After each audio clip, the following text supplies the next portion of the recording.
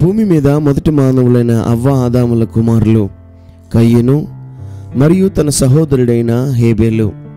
హేబేలు చక్కని రూపం కలిగి దేవుని యందు భయభక్తులు గలవాడై గొర్రెల కాపరిగా ఉంటూ తన మందను సక్రమంగా కాచుకొనుచుండువాడు. కయ్యను బహుక్రూరుడై తన సహోదరునిపై ఈర్ష్య ద్వేష భావాలను కలిగినవాడు. కొంతకాలమైన తర్వాత హేబేలు తన మందలో నుండి శ్రేష్టమైన అర్పణను దేవునికి అర్పించాడు. దేవుడు హేబేలును అతని అర్పణను లక్ష్యపెట్టెను. కయ్యను భూమిని సేద్యపరచువాడు. తాను పండించిన పంటలో నుండి కొంత దేవునికి అర్పణగా తీసుకుని వచ్చెను. దేవుడు కయ్యనును అతని అర్పణను లక్ష్యముంచలేదు.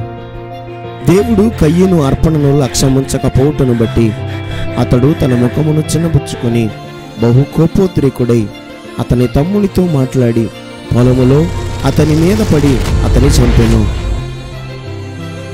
కయ్యను చేసిన దానిని బట్టి ఎవడును అతనిని కనుగొని చంపకుండునట్లు యెహోవా అతనికి ఒక గుర్తు వేసెను. అప్పుడు కయ్యను యెహోవా సన్నిధి నుండి వెడలిపోయెను.